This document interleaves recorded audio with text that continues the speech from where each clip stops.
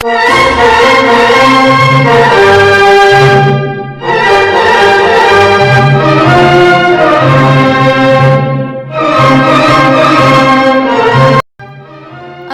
ordusunun tarixini yaddaşına silinməz hərflərlə yazdığı və düşmənlərinə öz gücünü göstərdiyi qələbələrdən biri 2016-cı il aprel döyüşləri idi.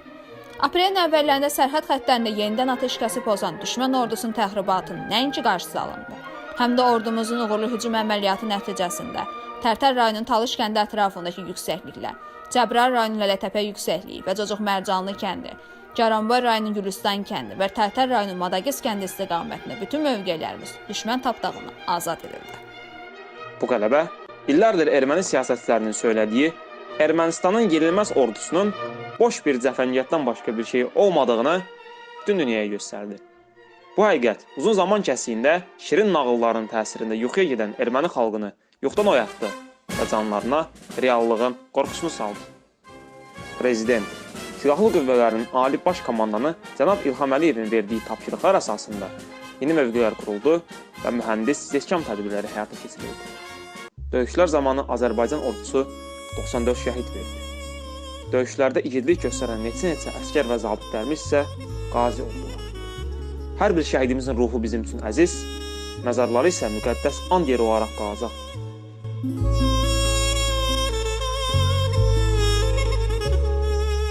Prezident İlham Əliyev həmin zaman çağırdığı Təhlükəsizlik Şurasında bir daha bu müharibənin Azərbaycan öz torpağında olduğu, ermənilərin təxribatçı hərəkətlərinə həmişə cavab veriləcəyini qətiyyətlə qeyd etmişdir. Biz nəyi eləmək istəmişiksə onu da eləmişik. Hansı əks hücum əməliyyatında qarşımızda hədəflər durmuşsa, o hədəflərə də biz çatdıq. Aprel döyüşləri zamanında biz sadəcə olaraq imkanlarımızın cüzi bir faizini nümayiş etdik. Azərbaycan ordusunun qüdrətini bütün dünyaya göstərdiyi və Azərbaycanın öz torpaqlarını hərbi yolla almaq gücündə olduğunu bəyan etdiyi aprel döyüşləri xalqımızın, ordumuzun və dövlətimizin birliyini göstərdi.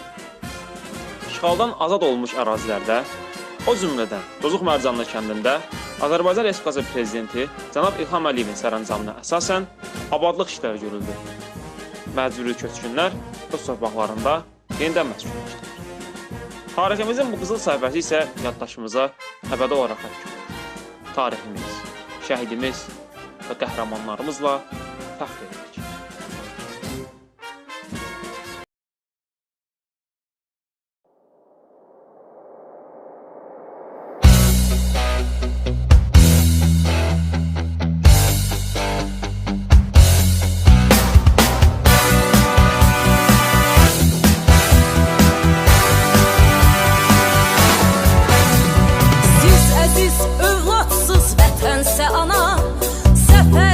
Etdiniz Azərbaycana, hünər göstərdiniz bütün cahana. Ey odlar yurdumun mərd əsgərləri, gözləri yoldadır can Qarabağın. Hücum çək irəli, məhv olsun yağı, ucalt yüksəklərə Türkün bayrağın. Ey odlar yurdumun mərd əsgərləri,